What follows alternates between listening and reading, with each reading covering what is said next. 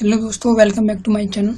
आज की इस वीडियो में आपको मेवाड़ मुकुट खंड काव्य की कथा वस्तु का सारांश बताया जाएगा, जो पेपर के लिए बहुत मोस्ट इम्पोर्टेंट है, जो हर साल पूछा ही जाता है। दोस्तों, अगर वीडियो अच्छी लगी हो और आपसे थोड़ी बहुत हेल्प हो जाए वीडियो से, तो चैनल को सब्सक्राइब कर देना, वीडियो को लाइक कर देना। तो अपने टॉपिक पर आते हैं हम। श्री गंगारत्न पांडे द्वारा रचित मेवाड़ मुकुट खंड काव्य 7 सर्गों में विभाजित है। इन 7 सर्गों की कथा निम्न प्रकार है।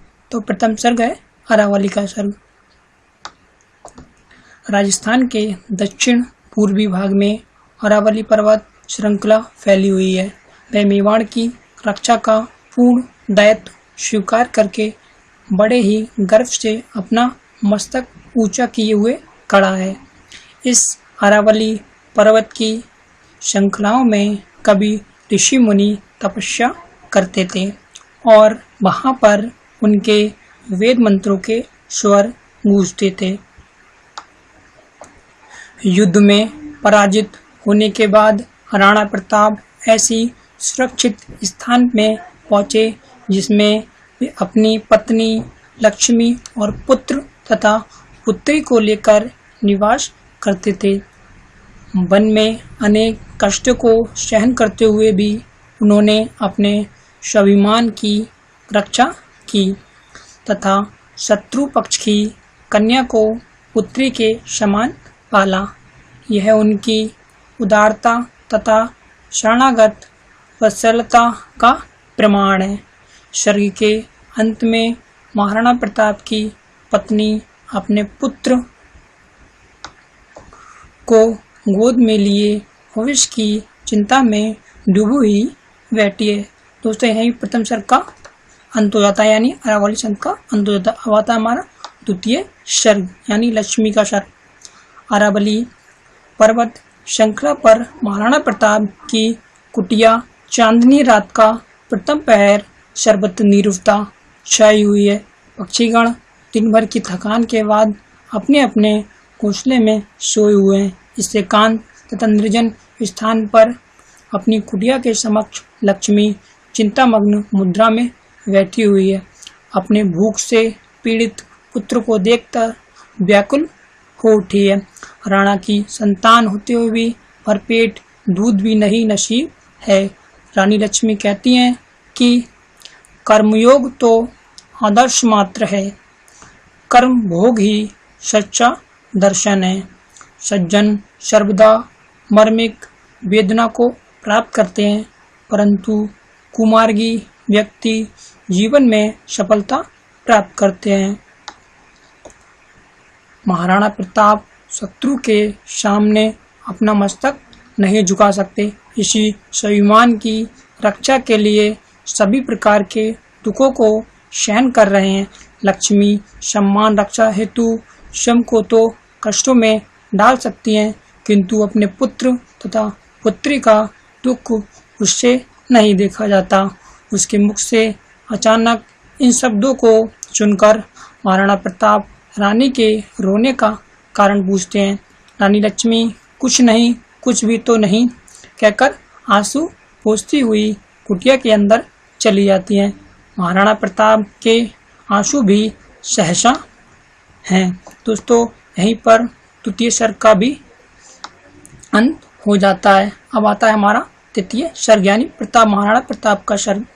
महाराणा प्रताप कुछ समय तक अपनी कुटिया के समक्ष खड़े हुए विचार करते हैं। फिर वृक्षों की घनी छाया में आंखें बंद किए हुए रानी लक्ष्मी के कष्टों के विषय में सोचते हैं।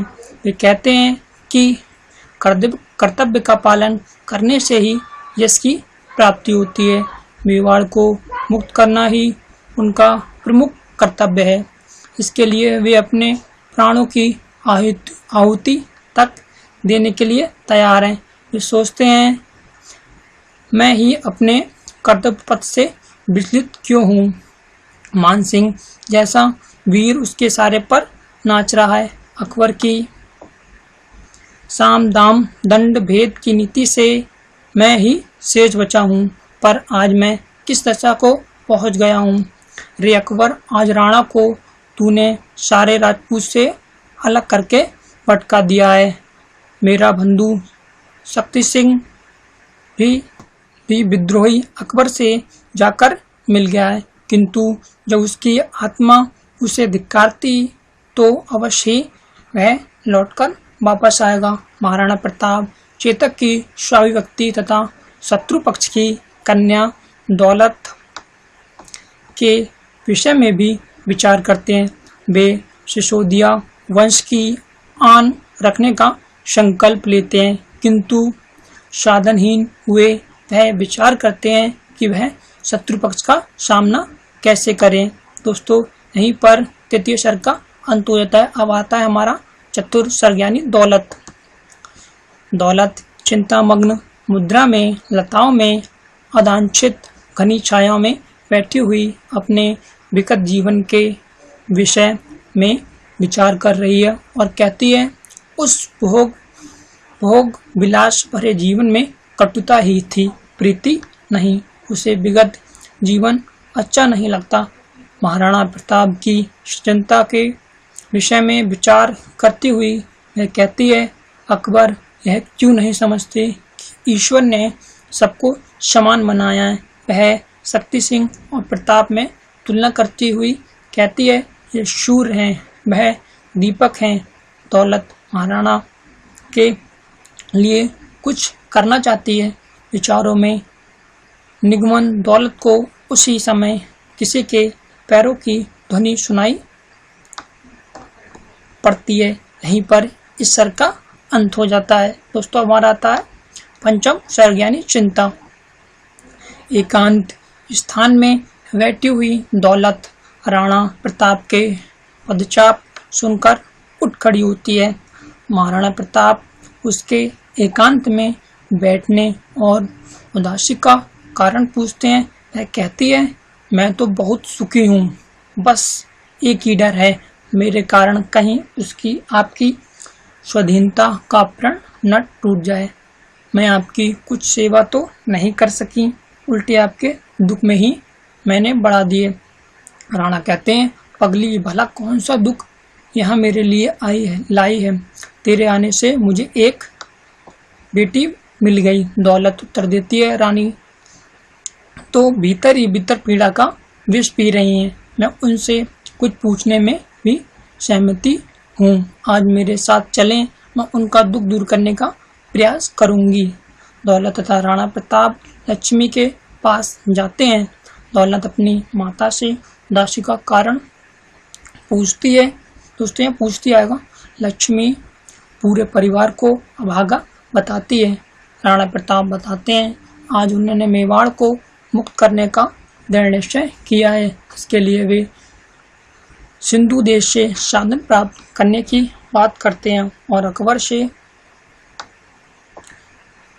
से युद्ध करने की बात बताते हैं। छत्राणी होने के कारण लक्ष्मी स्वाधीनता के लिए अपना सर्वस्व निछावर करने के लिए तैयार हो जाती है। अगले दिन प्रताप प्रस्थान करने का निश्चय सुनाते हैं। दोस्तों, यहीं पर पंचम सर्ग का समाप्त हो जाता है। बाता षष्ठ सर्ग पृथ्वीराज। राणा प्रताप प्रातः काल प्रस्थान का प्रबंध करते हैं। तभी एक अनुचर आकर उन्हें पत्र देता है। यह पत्र पृथ्वीराज द्वारा भेजा जाता है। पृथ्वीराज अकबर के मित्र हैं और कवि हैं, किंतु राणा प्रताप से भेंट करते हैं और अकबर से युद्ध करने के लिए प्रेरित करते हैं। राणा प्रताप उन्हें साधनहीनता के विषय में बतलाते हैं तो पृथ्वीराज भामाशाह का परिचय सेठ हैं और कहते हैं कि भामाशाह आपकी प्रत्येक प्रकार की सहायता करने को तैयार है। पृथ्वीराज उन्हें बुलाने के लिए राणा प्रताप की आज्ञा भी लेते हैं। दोस्तों, यहीं पर षष्ठ सर्ग यानी छठे सर्ग का अंत हो जाता है। अब आता है सप्तम सर्ग यानी भामाशाह। राणा प्रताप भविष्य के जीवन विषय में चिंतन करते हैं। तभी हिरणों का समूह उनके सामने से होकर गुजरता है। इसके बाद पृथ्वी मातृभूमि की जय जयकार करते हुए भामाशाह वहां उपस्थित होते हैं। भामाशाह अपने पूर्वजों की संचित संपत्ति राणा प्रकट को सौंपने की इच्छा करते हैं, किंतु राणा प्रताप उसे पराया धन मानकर अस्वीकार कर रहे हैं। भामाशाह उन्हें कहते हैं कि यह उनका अपना धन है। राणा प्रताप उन्हें अपने गले से लगा लेते हैं। फिर भी राणा प्रताप में नया उत्साह, दोस्तों यहाँ नया आएगा, नया उत्साह उत्पन्न हो जाता है।